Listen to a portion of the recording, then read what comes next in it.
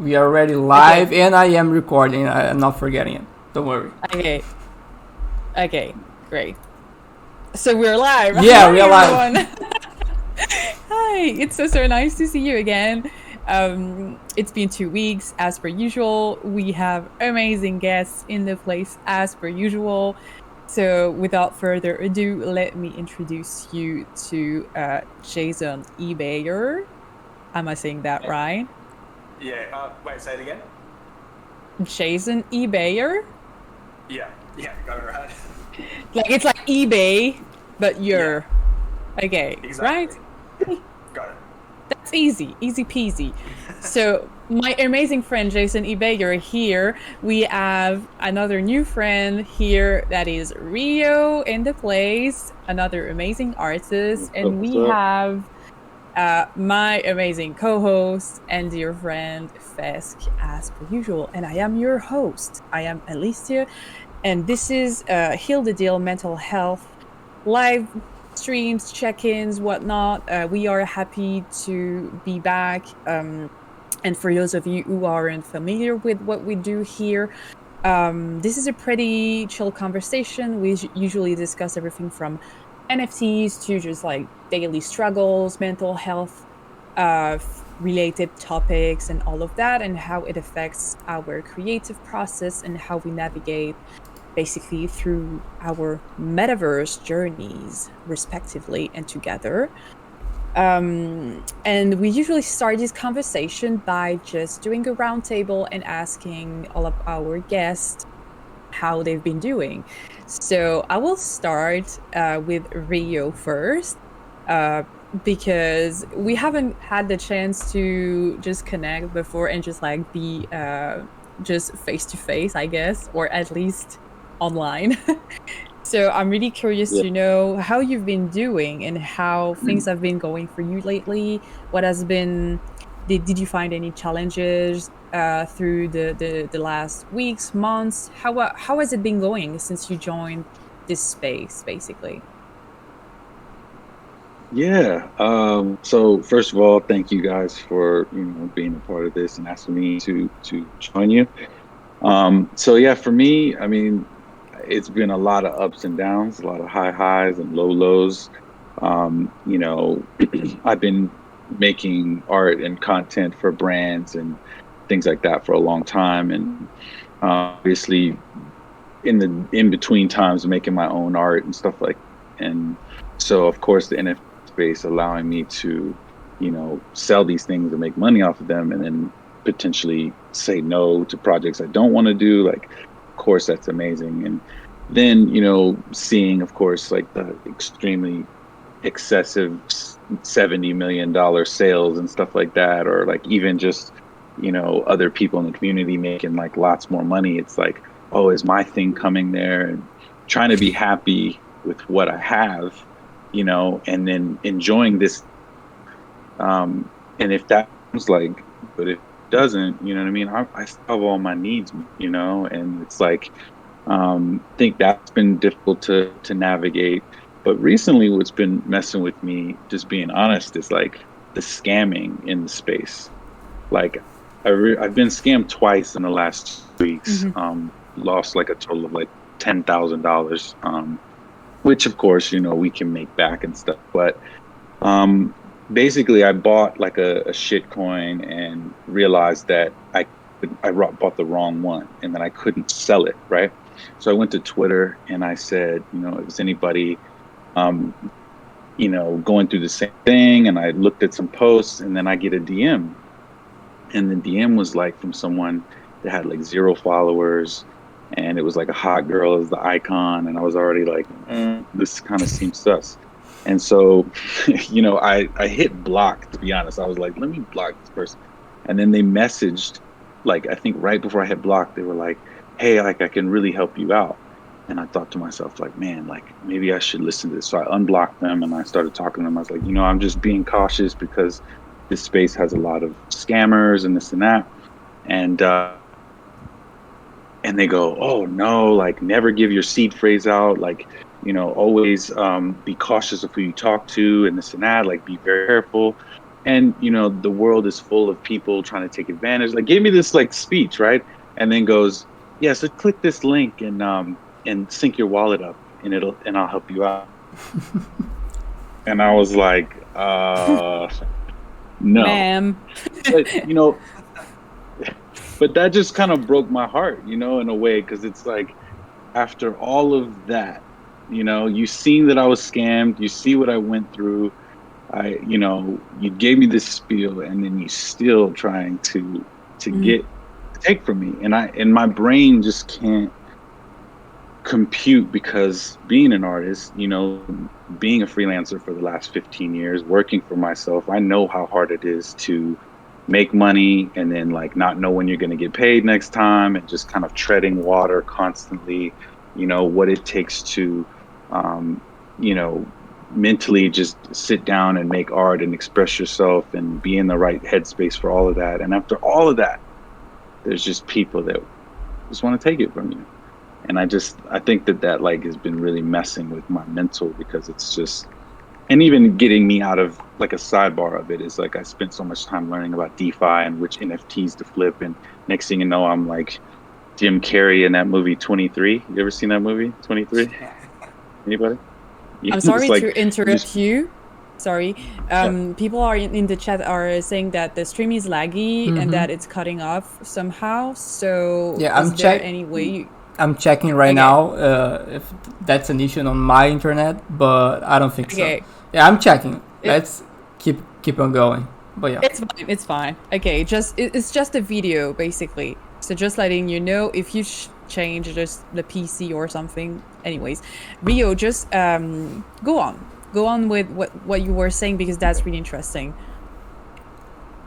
Yeah, I was just saying that, if anybody's seen that movie 23 with Jim Carrey, he just becomes kind of obsessed, and there's like numbers everywhere, and he's writing on the walls. And I felt like I was doing that with DeFi and the NFT and the money making side of it, getting further away from making the art, and I was like, who am I right now? You know what I mean? I'm kind of evolving to somebody that I don't want to be, but of course the intention is to make the money so I can continue to say no and get a graphics card and do, I'm going to use that money to do things to make art, but it's just like, it's not, I realize it's not who I am. And I think kind of getting scammed from that money, and it just kind of reset me, you know what I mean? And said, hey, let's get back to making the art, being excited about what we're working on, and getting better as an artist instead of just trying to become a finance person. But it doesn't make sense. So that's the short end of like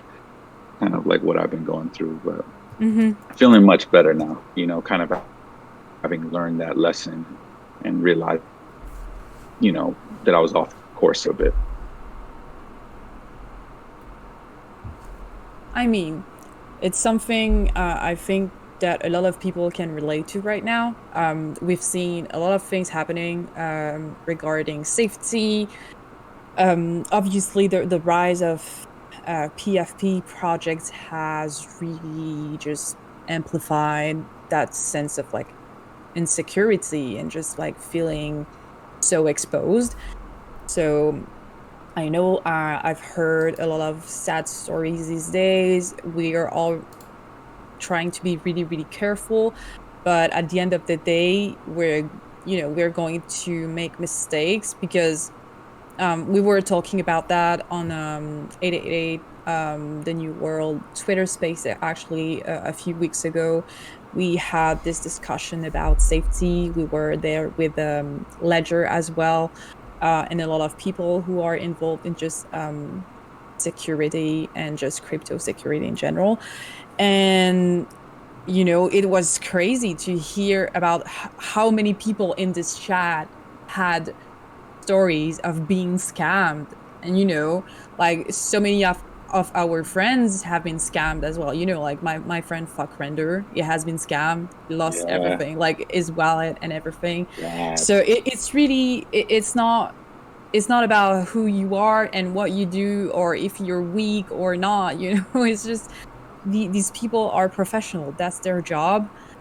And when you do a job, it's difficult to have just any sense of empathy for people. I feel like they have to do what they have to do. So I'm really sorry about what you've been going through. Yeah, on that note, I would love to touch on that. I know that we're doing a round table, but real quick. Okay. No, it's just that, okay, when I first started in crypto, it was like everything so scary, and like every single transaction, like my heart was pumping. Oh my god, what if the ETH goes to another fucking address, you know? But once I got used to it, I was way more relaxed while dealing with it. The problem is with the rise of scams, I'm starting to get really fucking anxious around crypto as a whole, you know? So one of the reasons I bought this MacBook is like it's more secure than damn Windows. So like it's not purely because I want another computer. It's like because I want a safer environment for my crypto stuff and all this shit like that. So I don't know. I constantly think and I constantly check OpenSea and my wallet to see if everything's in there, and like I haven't been like scammed somehow. Every single NFT that I buy, I read the fucking smart contract. I checked every single function to see if they're actually minting and sending to my wallet, and not like transferring another NFT from. Anyhow, I'm getting paranoid as hell, and it's taking away from the fun of it all, in my opinion. Right? Which is a little bit sad. And now there's all these weird scams I've been learning about. Like even if you accept an offer on OpenSea, like they can hack you from just accepting an offer, or like if someone sends you an NFT, like you randomly get something in your wallet that you didn't buy, and if you try to like do something other than hide it, like that could be another scam. And it's like I think they're us informing each other of as much as we can, because even just the simplest tasks that normally we wouldn't get nervous about nowadays can be a hack. So it's nuts. It is. I think that like being paranoid about it that you were saying, I feel like it's definitely founded, because like the scammers are getting so smart. The amount of emails and stuff that could be like valid offers and like valid emails, I won't even open them, just because straight away I'm like if I get an email and in the subject says NFT or crypto, straight away I'm kind of like, ooh, like, do I want to open this? Like, we've talked about this before, do you know what I mean? It's like straight away it's kind of just like I'm just going to delete it. Like I could be missing a good opportunity, but I don't want to risk wiping myself out. Yeah, I feel like it's the same for me. Sorry, go ahead. Go ahead. No, you go ahead. No, I mean, I think it's the same for me, because I've been just avoiding everything that has NFTs and emails and all of that. Like it's becoming the word that I'm just basically just filtering and not trying to open anything that has to do with that, because I am paranoid. But like as a basic behavior for me, it's really kind of a usual thing for me to be paranoid and just overthink. So for example, I face that in real life with just being I have OCD, so of course it's really difficult for me to just let go of things. But when it comes to just locking doors and just leaving curtains closed and all of that, that's like my level of paranoia on a daily basis, just in real life, with just like thief basically. And so when it comes to the internet, like I am being twice as much paranoid with that. And I feel like no matter how much you're prepared, you aren't prepared, because these people are doing that way before you were actually born or something. Exactly. So there's no way of just being ahead of what's going to happen. But as Rio was mentioning, what we can do though is actually compile that data and screenshots and just informations of the techniques and the methods that are deployed by those people. And I think this is why it's really important to just actually just be on the lookout for things on Twitter and all of that. I know it's really difficult to be on social media. There's a lot of pressure there. But just, once in a while going on your timeline and seeing what's going on is really helpful, not just for art or for sales or things like that, just because of education. But I think we're going to touch base on a few more things about that topic in a bit. Fesk, how are things are going for the stream, by the way? Did we lost video completely? I'm not sure. Like, maybe electricity as a whole in Brazil has been like fucked up for the last few days, or maybe that's interfering with the internet, and maybe that's the cause of like the frame drops. It's out of my control. I'm sorry. It's fine. It's fine. It's going to be a podcast, okay? With just like pictures of ourselves moving slowly. Yeah, it's fine. But I have the recording, so the YouTube video should be intact. Yeah, just go back to the YouTube video, and without further ado, I just want to jump in really quickly to Jason, my dear Jason. You know how much I love you, and I know we talk a lot on a daily basis. But I want people to know more about what you've been doing and how you are doing, especially as I know. So for people who don't know, actually, you're in Australia, and things in Australia are pretty different from basically the US or Canada or whatnot.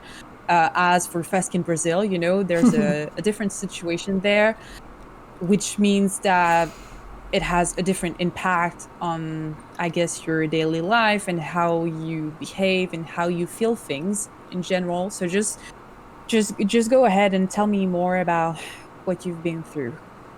Yeah, okay. So, I mean, today is pretty good. Yay! We'll start there. But it's definitely been a bit of like a roller coaster.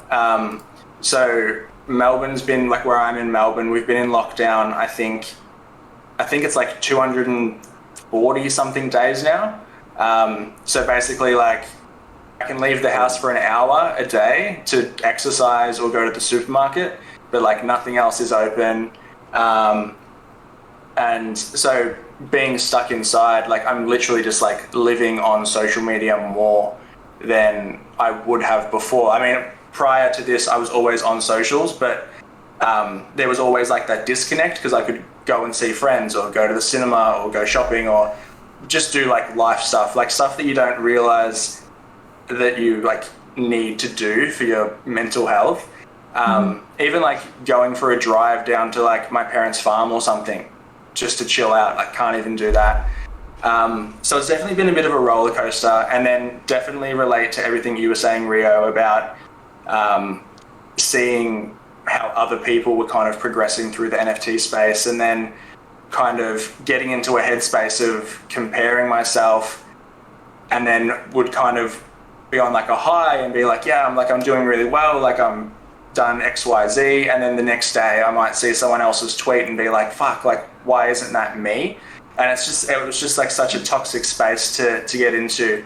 But yeah, so I mean, I don't really have much else to say. I mean, I'm pretty like stuck in this kind of cycle at the moment.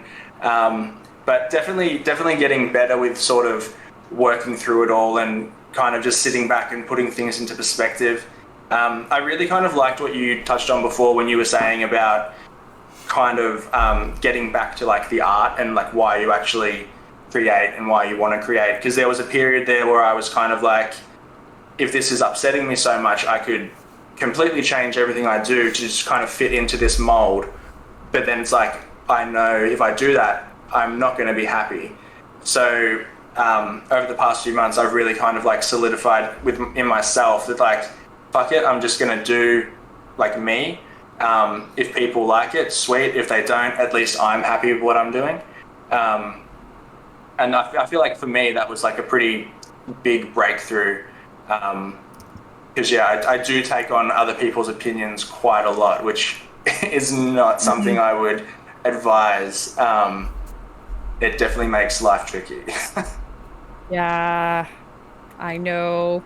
I know you do. I know we do. It's hard not to, but like at the same time, it's really important to kind of take everyone's opinion with a grain of salt. Do you know what I mean? Like, obviously getting encouragement and support from people is great, but at the end of the day, it's like you kind of need to be a bit selfish with it. So it's like I make stuff for me first and foremost, and then I share that with everyone. So yeah. Definitely. Yeah, touching real quick, I always like to touch on the topic. So sorry, Alicia, You do. to break the round table. But yeah, the fact that we compared ourselves with other artists in the space that maybe are having like a big success at the moment, what helps me a lot is try to put into perspective how early we all are, because I think that we don't realize how fucking early this technology is. Like the NFT as a whole is still extremely damn early.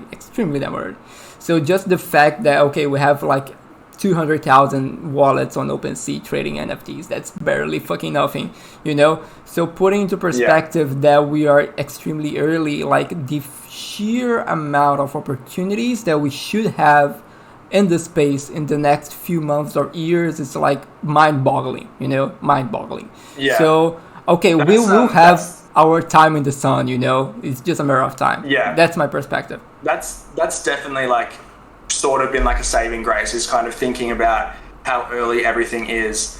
And I saw someone tweeted something the other day. I have no idea who it was replying to. I think it might have been replying to Fred, one of Fred's tweets. And it was something along the lines of, imagine if people like back in the day brought those Andy Warhol soup cans and got upset because they didn't get a return in 35 days. And I'm like, that's such a really good point. And it's like, it's almost like within this space, so many people, it's just like an instant gratification thing. And a lot of like collectors and younger artists as well also kind of don't realize the amount of years and things that a lot of other people have kind of put into building up to where they're at now.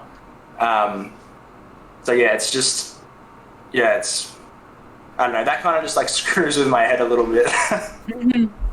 I think that's actually really relatable.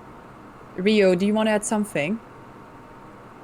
Yeah, so I totally agree with you, Jason. Like in speaking about the years too, like when NFTs really popped off and then the 3D stuff started going, you know, I had an insecurity in me because most of my branding work and stuff has been like After Effects, 2D stuff. Like I was, you know, had a lot of success doing that, and I was tinkering with 3D, but it wasn't until the beginning of this year that I really started going into it.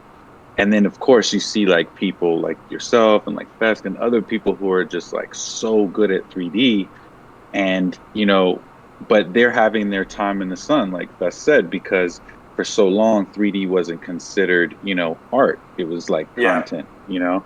And so now that it's being sold, it's like for a lot of money. It's like, oh wow, like, but of course we've seen photography come up, we've seen 2D animation, we've seen things kind of like started having their moment in the sun. But I think it was so great to see some of the people like Buck Render or Nest Graphics, where I would see these guys, because I did a lot of tour visual stuff too.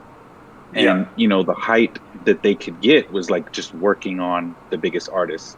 Their name wasn't anywhere really, you know what I mean? It was just, they were in the background kind of, you know, just working with these people. So I think that the other thing to say about that is like when you see people like Buck Render that make it and are still good people, it's like, you know, they've had success before. They're not scared that success won't find them again.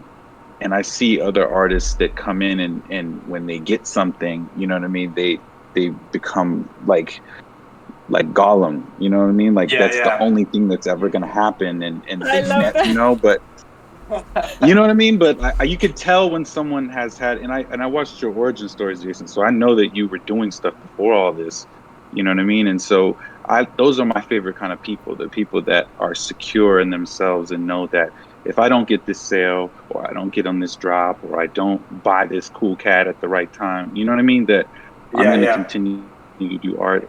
Success is going to find me no matter what. And exactly. Kind of like, that's the thing. It's like the more that you're like creating and doing things, you're going to create opportunities for yourself. Do you know what I mean?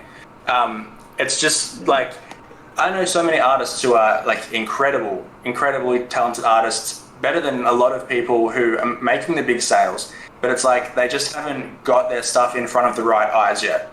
And that's the thing. So it's like the more that you're like creating, producing, doing, well, I think for me, this is how I feel about it, I guess.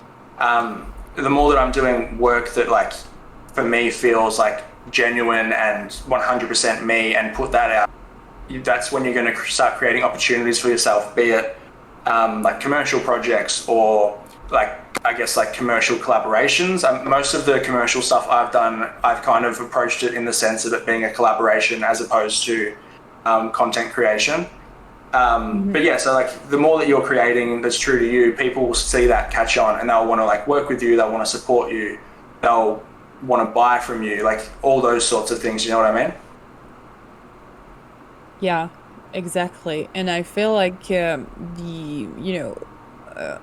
opportunities are a custom thing in the Yeah. sense of opportunities being really subjective and just adapting to each and everyone, the fact that you are not having the same opportunities as others is actually really healthy in my opinion, because otherwise just the industry would be absolutely flooded with just the same thing over and over again.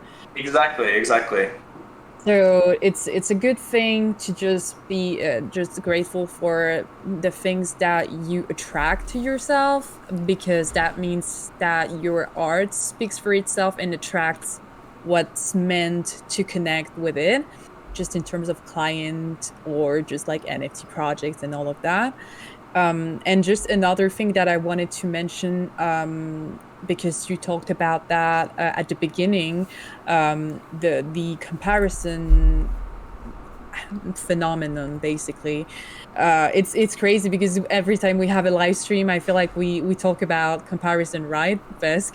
I feel like this is such a common thread through everyone's journey, that I once again want to address something about that, is that when we face comparison, criticism, and all of that, you really have to either check in to see who you are comparing to and try to learn who that person is. And when you receive criticisms, you really have to kind of build that mental portrait of the person who is criticizing you, especially based on the platform where you are being criticized. Because I feel like when I'm criticized on Twitter or criticized on Discord, for example, that's not the same target, that's not the same criticism, and that's not the same kind of person, So in my head, I tried to have those categories of criticism, just kind of basic placeholder of like what a criticism is. So for example, on Twitter, it's going to be basically perhaps trolls. And on Discord, perhaps it's going to be more about people who are actually really impatient of a project being successful, or flippers or something like that, And then perhaps on Instagram, it's going to be something else, people being perhaps external about what you do within the NFT space, or just like not being supportive of this industry and all of that. So I'm trying to make some little categories of just those kinds of people in my mind, because I feel like it helps me to just keep it more on the low side and not make a big deal out of it, because otherwise I would just drive myself crazy. Because as Jason was mentioning, we do take things too hard. I know some people have the ability to just brush over things and just be like, yeah, whatever, this is just bullshit, and whatever, they go on with their day, and that's amazing. But some of us don't, and when you say something to us, we will just be absolutely petrified and horrified. no matter how many years we've been doing what we do and how many years we've been working on ourselves, on our work, we are going to be petrified, and we are going to feel pain about what you say, even if we know that it's just something people say like that, you know. And it's fine. Yeah. It's fine to feel that way. It's fine. You just got to be honest and just try to find things to help you go through this at your own pace, I guess. Sorry, I've been talking way too much once again. Well, can I just touch like one thing, last thing I want to say about the comparison topic? So, so our friend Shams, S. Makia, she is essentially my therapist. And she basically said to me, she's like, when you're comparing yourself to other people, like it's fine, but the only real comparison you should take to heart is look at where you are now and then compare that to where you were 12 months, 2 years, 5 years ago. And that's really like kind of the comparison that you should base your progress and success and whatever, like failure even, like whatever, but base it off yourself and where you've come from, because everyone else has got a different thing going on in their world. They've got different paths, different whatever to get them to where they are. So the only like proper comparison you can do is to yourself and where you've come from. And when she said that to me, that was kind of like a light bulb moment where everything kind of like clicked in, and I'm like, okay, yeah, I'm being stupid by comparing myself to someone who's had a totally different journey to me. So I don't know, that's just food for thought. Yeah. No, I totally agree with that. One of my favorite quotes about this is comparison is the thief of joy. You know, because as soon as you start saying that, like, and in the opposite, when I feel myself making that, I try to go the other way. I'm like, well, I have water, you know what I mean? I have a roof over my head. Like, I'm selling my art. I don't have a million collectors, but I've got enough, you know, to continue going. You know what I mean? Exactly. Computer work. You've got what you need. Just naming all those things. Yeah, and I've always had this name. When I write my book, it's going to be called How to Want What You Already Have. You know, because it just doesn't matter. You can get 10 cars, you can get the biggest house, this and that, but if you don't figure out how to want, you know, everything that's in your life right now, more won't make you happy. Yeah, exactly. 100%. It's crazy. I was just having this discussion with my therapist yesterday. And it's crazy because I relate so much to what you just said, because I was telling her that sometimes I feel like a stranger to my wants and needs, because I feel like just everything that we want and need has been influenced by external things we've seen just growing up and seen along the way, you know? Like for example, 5 years prior to now, I wouldn't have wanted to have like perhaps a house or like buy a house or a flat or something. And then I see my friends doing that, and it makes me feel like this is cool, you know? And in a way, I know that this is cool. But if I didn't see people do that in my near circle, I wouldn't have wanted that, perhaps, you know? So it's really crazy to just witness the fact that everything that you want and need is not even something you really try to make for yourself, but rather just found you. And when I think about what I want in life, what I always wanted, like the only thing was to be just perhaps happy and special. That's all I wanted.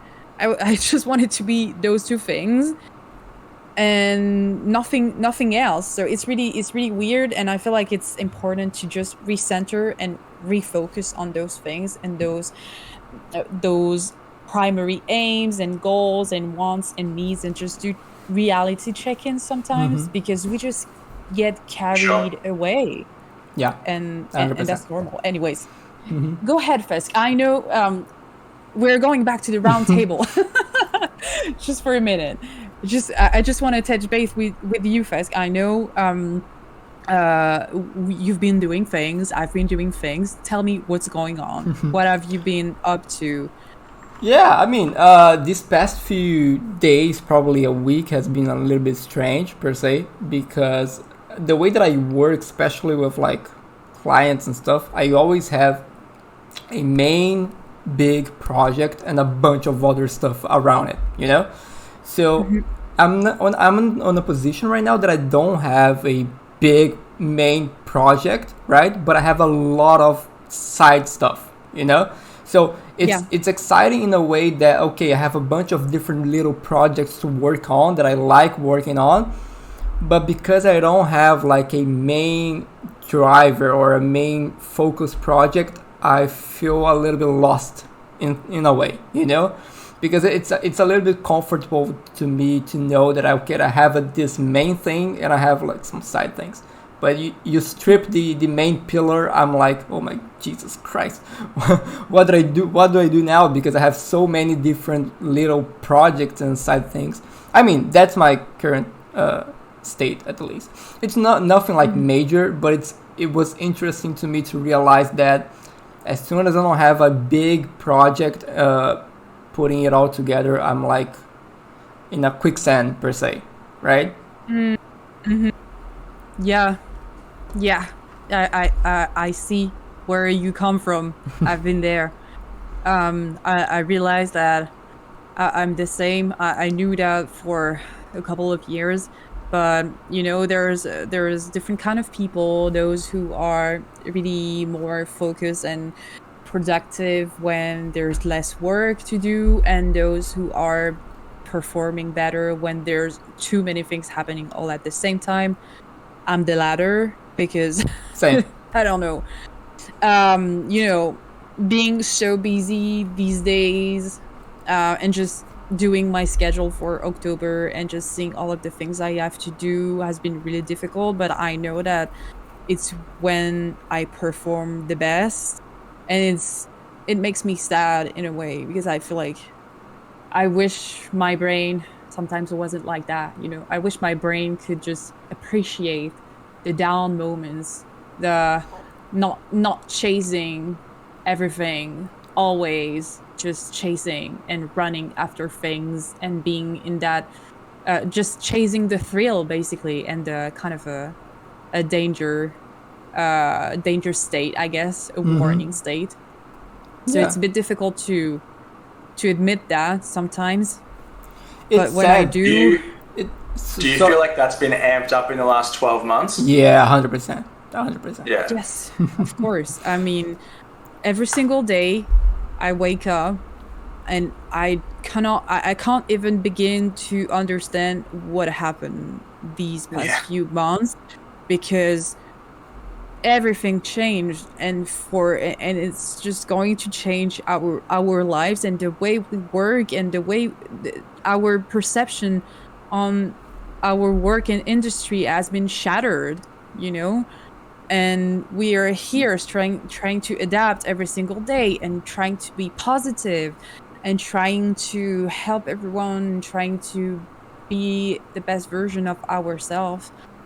And that's exhausting sometimes, because I feel like none of us were prepared to be involved that much. And I know that some people in the chat were mentioning actually right now that as introverts, it has been really hard for them.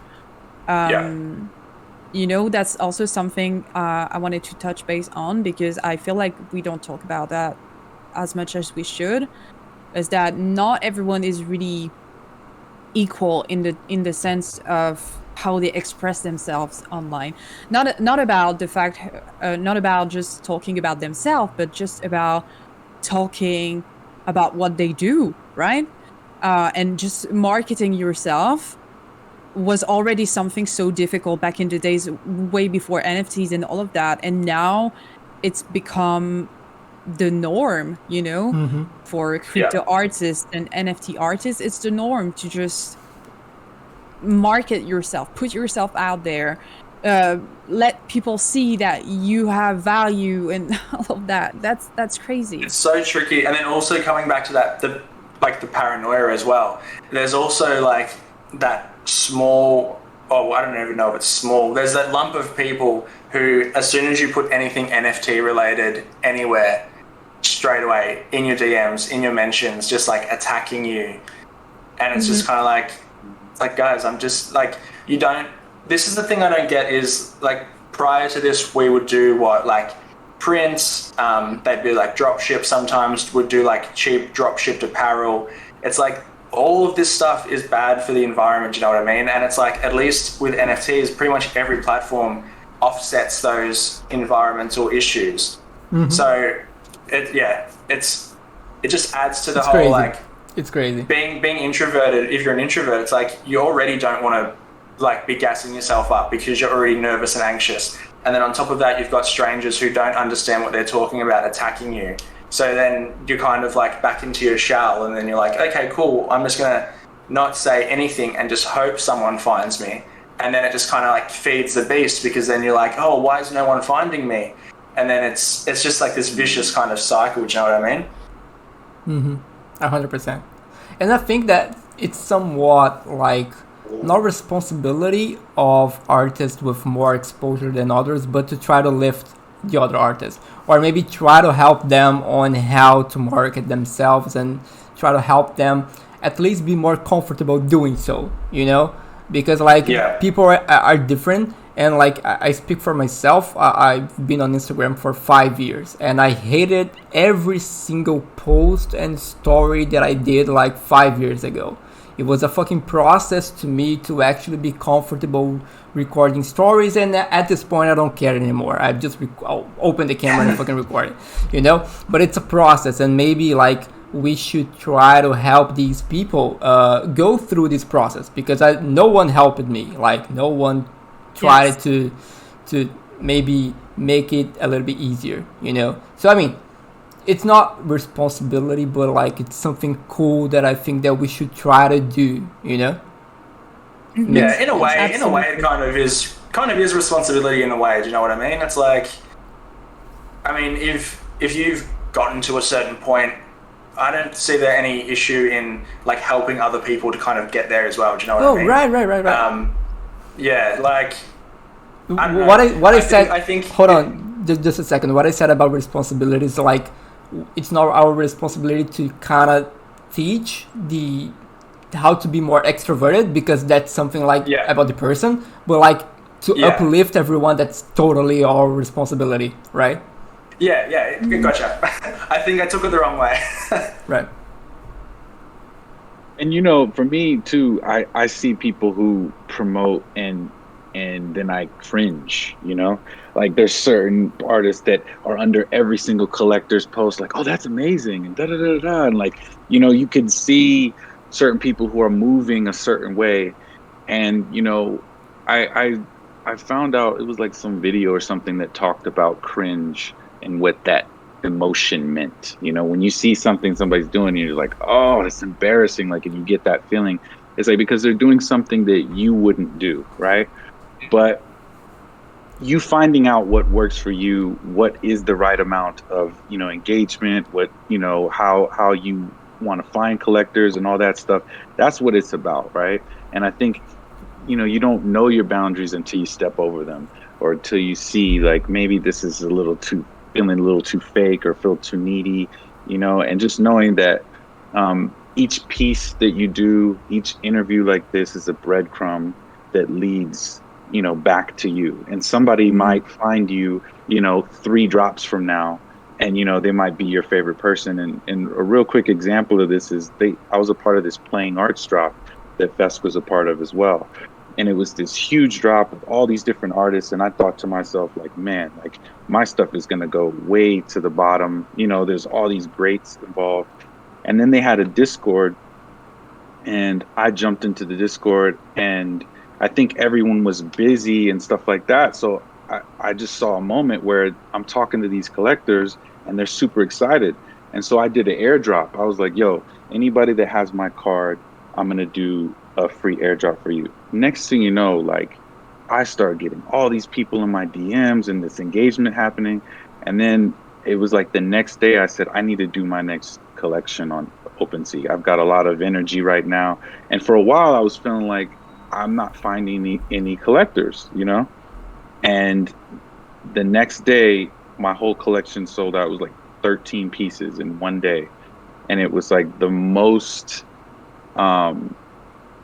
the most engagement I've had in the NFT space since I started. And, you know, it was the best feeling because I kind of got out of my shell, you know what I mean? And normally I would have kind of like, like this, I don't want to go in here, and, you know, but I did it. And it ended up paying off, you know. And then some of these people now still DM me. I started a little Discord, and they engage with me, and it made me feel so much better that my Discord is like got cobwebs and like little desert things flying through it, you know. But it's like the 5 people that are in there, you know, we're starting to thrive, you know. That's what it's about, you know, continuing to build and do what makes you feel comfortable. As an introvert myself, you know, that's just how I feel. Totally. Real quick, some thoughts about interacting with collectors, and like how many artists interact with collectors a lot, and for some that might feel a little bit fake. This is actually one of the topics that we discussed on Heal the Deal, like on probably like the first session or the second session. Many of the artist-collector relationships, they go beyond the tweets to the DMs and like sometimes even video chats. So I have collectors that I talk with them on the DMs, I talk with them on video chats. So obviously I will interact with them a lot on the tweets, right? But part of me, before pressing the send button, every single time I'm like, people might think that I'm interacting a lot because I want something from them, which is not true. Like I'm interacting with them like outside Twitter. So that's something that I wanted to leave here, because like not every single interaction that we think that it's fake, right? Yeah. I mean, it's not always black and white. I always say that there's gray areas, thank God, because otherwise things would be absolutely crazy. And it's the same for, you know, just extroverted and introverted persons as well. For example, I'm considered as an extroverted person, but that doesn't mean that I don't have like introvert moments as well. It's really up to things that are different, you know. I can be extroverted when it comes to social relationships, but I can be really introverted when it comes to another field in life, you know, when it comes to just like being, you know, with my family, or just like with work, or other stuff than just like social relationships and just putting yourself out there. So I think there's a line that is kind of blurry, and I think it's important to notice it, because it's fine. You don't have to be one or the other. And I think it's important to have those two energies in the discussions, where actually extroverted people can actually connect with introverted people, because they can learn from them, and vice versa. And I really appreciate that, because I have a lot of introverted friends, and they told me a lot about just, you know, being more just not as expensive as I was perhaps when I was younger or something like that. They taught me to be more just controlled and chill, you know, and just perhaps thinking more about what I'm going to say, or those kind of things. And in the contrary, we can perhaps help them to just take initiatives when it comes to a certain step, for them to just extrovert themselves a bit more and all of that. So I think it is important to actually get those connections going, but it takes a mutual consent, you know, between the two parties. And I feel like that's why I was telling that to the people in the chat, is that it's important to perhaps have spaces has Heal the Deal, but also other groups where all sorts of people can actually come together and share those things. But you have to make everyone comfortable. And this is where the challenge is really important and really tough sometimes, because creating a safe environment for people is a challenge, because you don't know what makes people feel comfortable. But if it comes with great intentions, it's always going to be received well. On the other hand, at least I hope so. And I just wanted to say to all our introverted friends in the chat and people who are listening, it's fine. It's not, being introverted is not a bad thing, and being extroverted is not a good thing as well, None of them is good or bad, but it's really important that you just accept it and find ways of just growing in the way you want, with just building little exercises or finding methods that help you. And yeah, I just really hope that we can just all make it, to be honest. It's tough, man. It's tough. Yeah, Sure. I know that. I actually had an introverted moment through the weekend, because it happens. And I was with friends, and normally when I am with friends, I'm kind of an entertainer, I guess. I will say the jokes and I will just tell stories and all of that. But when I'm not feeling great and when I'm not in the mood for that, that's another part of my persona. Well, I just sit there and just listen, and I enjoy their company, but I don't feel like interacting. And I feel like a lot of us can actually relate to that, and vice versa. So, there's experiences that we do and have on a daily basis that can make us feel how other people are feeling, I guess. Anyways, there's that. It's quite impressive that we only have 10 minutes left. I know, right?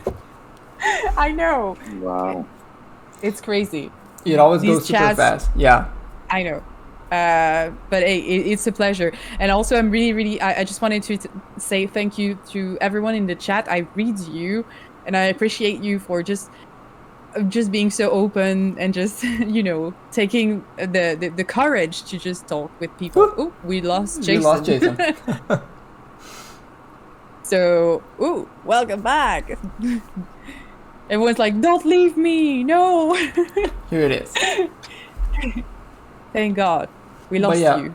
Alicia. Yeah, did I just drop out? Yeah, a little bit. Yeah. Real quick. My whole computer just went like black. I'm like, what's happening? No. But okay, yeah, first, Alicia. you wanted to add something. Yeah. Since we only have like 10 minutes left, if anyone in the chat has any questions, they can ask, right? So I saw a question, from Meme Jim, one of our beloved member. Love to see you, Meme Jim, by the way. Meme Jim was asking, do you guys have any tips for small artists to get noticed, and as an artist in general, in the NFT space, to just like get out there? I think like the NFT space is miles better than breaking out on Instagram or any other social media, in my opinion, because I think that the powerful thing about the NFT space is like the connections and how open people are to actually connect with each other. I don't know. I'm either lucky as hell to have connected with wonderful people, or like the entire NFT space is like that. So I think that for small artists, like not only working hard and getting work out there, but I think that connecting with other people in a genuine way and maybe amplifying voices with other people, that should help a lot. Because I don't know, maybe you make a connection with someone that and it ends up like growing a lot, and he helps you like grow as well, and that turns into a positive cycle. And I think that's like the best way. I don't know if that makes any sense. Yeah, I just want to piggyback off that, because I definitely agree with that, especially within the NFT space. It definitely feels much more natural and much more like what other artists are supposed to do to kind of support one another and share each other's work and stuff. But also, I mean, Don't feel like there's kind of like a time limit on this and you need to kind of break in right now and get noticed right now. Personally, what I would do and what I've done in like coming up as an artist prior to this was kind of like find like your little clique, and then as you all kind of come up together in a few years, like you'll be at a point where you're the ones that people are asking the questions to. Do you know what I mean? I feel like it's really important to kind of build those genuine connections and relationships with artists and kind of come up together, rather than trying to just kind of break in and just be like, why is this not happening? It's because a lot of these groups of people and things like that, they've kind of got these relationships which they've been fostering for like 5 years. Do you know what I mean? But I mean, as you were saying earlier, this is like so early. So, I mean, if you think now and you start building your little community now, with how fast this space goes, in like 6 months, 12 months, like you could be fully in. Do you know what I mean? But yeah, definitely all just comes back to like building that strong community around you that want to support you, encourage you. That's another really big thing is finding people who will give you honest feedback.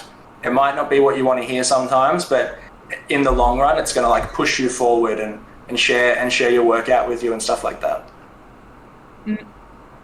Right. Rio, any tips?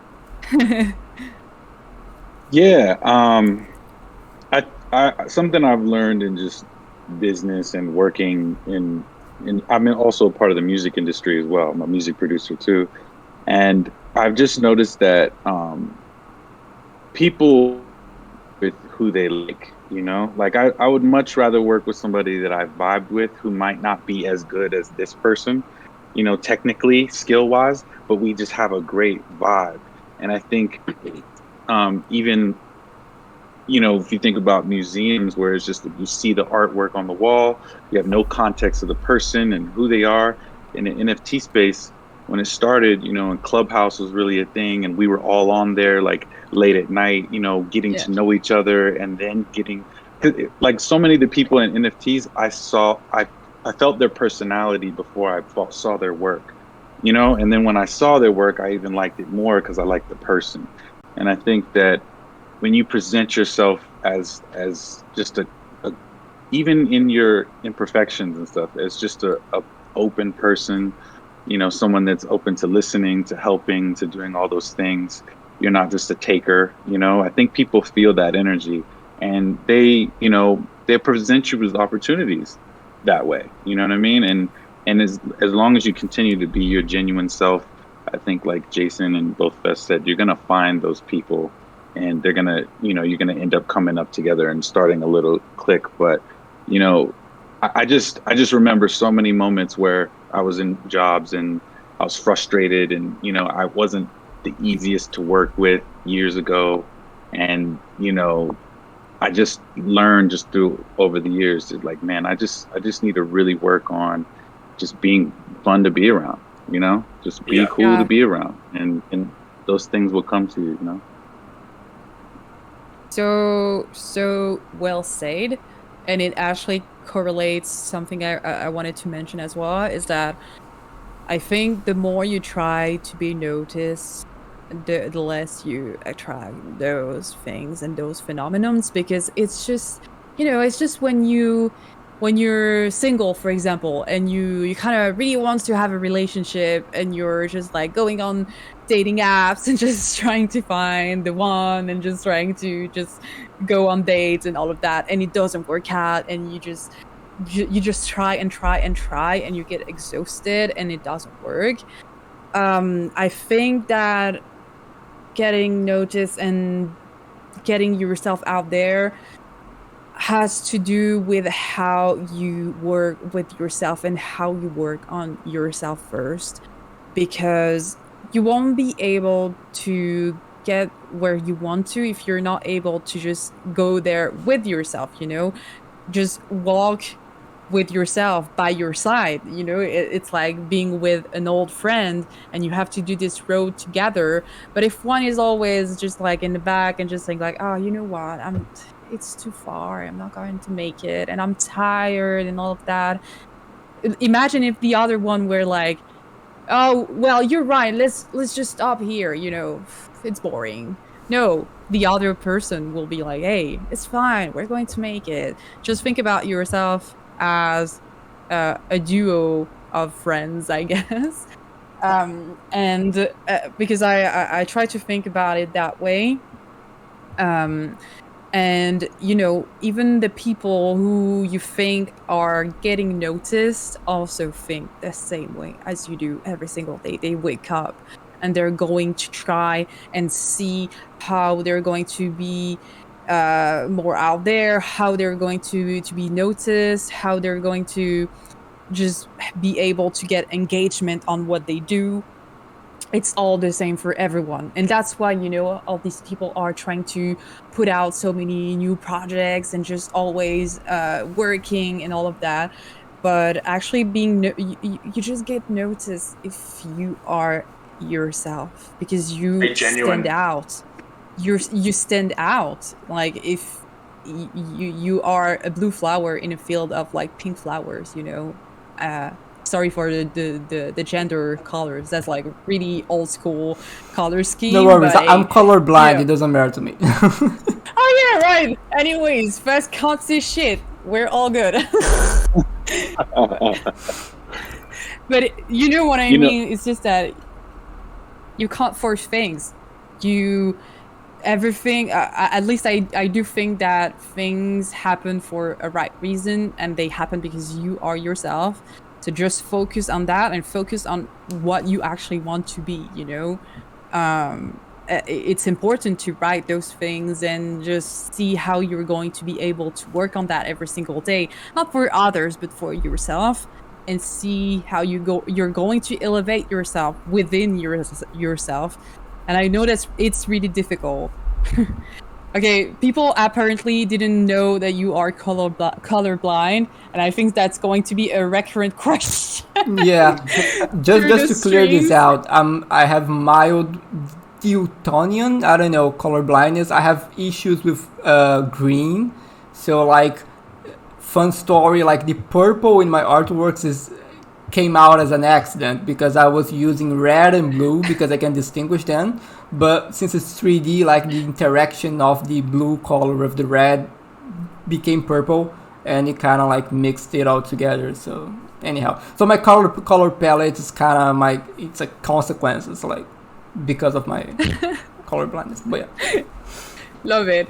That's the final word of the stream. Yeah. Because guess what? It's been an hour. Like it, just like that. Literally, it's been it feels like we just started. Yeah. I know. Guys, it's been amazing. I know I should stop saying guys. I hate saying that, so I'll just say friends. It's been amazing to have you.